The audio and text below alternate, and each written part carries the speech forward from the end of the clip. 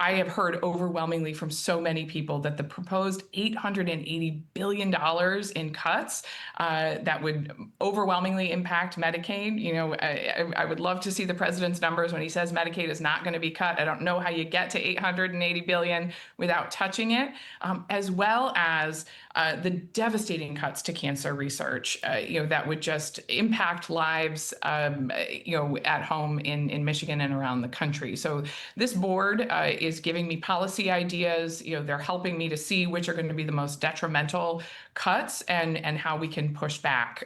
Already one of the ideas from the board has made its way into fruition. We introduced a introduced a bill that we're hoping will become law, bipartisan bill with other healthcare experts and advocates in the Congress that would take away the ability of pharmaceutical companies to write off their direct-to-consumer advertising. This, in time, would save close to between $15 and $20 billion over the course of 10 years, offsetting the cost of NIH funding, right? So it really poses this question, who are we going to favor in this country, right? Are we going to give these handouts to these big corporations, or are we going to fund cancer research in this country, right? We want to come up with solutions for how we can get our spending under control in this country. Choices are going to have to be made. We want to continue funding life-saving cancer research in this country. And Tammy, over to you. I mean, you are a fellow breast cancer survivor and advocate. Our survival absolutely is thanks to research and advances in medicine. What is your biggest concern now when it comes to what is potentially happening in the federal government? It is.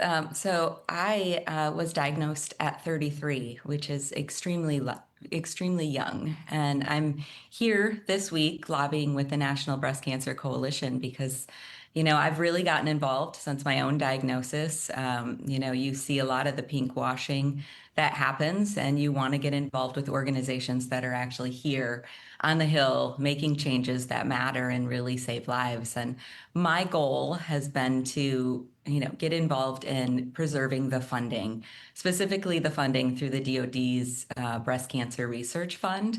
I can say that the research and the medications and the treatments that have come out of that funding specifically is why I'm able to sit right here and talk to you. It's kept me alive and so many others that have been with me this week. We owe our lives to this research, and knowing that it could be cut could be detrimental and really life and death for so many women like me. Yeah, no, absolutely. I remember my oncologist said, when I was cleared, it is because of the studies. It is because of the research. Representative, you consider yourself one of the most bipartisan members of Congress. There is so much division right now.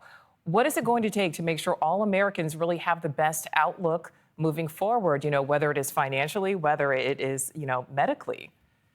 Yeah, it's going to take both sides coming together and deciding on the values that they want to support. When Dr. Oz was talking, I was nodding my head, right? That is exactly what Medicaid is for. And we're not going to get there by completely slashing the program, right? I mean, we need to be fundamentally asking, why are we making these cuts right now? I stand on fiscal responsibility. We have to get our funding under control. But again, we're going to have to make decisions. One of the largest reasons, House Republicans are saying we can't afford this is because they want to continue the, largesse in the tax cuts that they gave in the 2017 Tax Cuts and Jobs Act. I say, we can't afford that.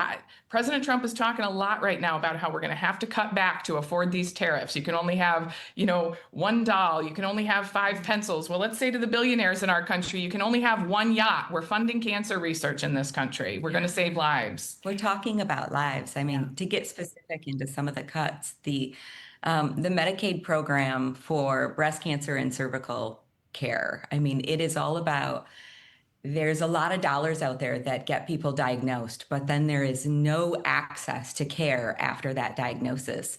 With this program cut, those people will be left knowing that they have a diagnosis with no avenue to save their lives. Yeah. And that's talking about a cut of a life, not a cut of a doll or a pencil. Right. Absolutely, yeah.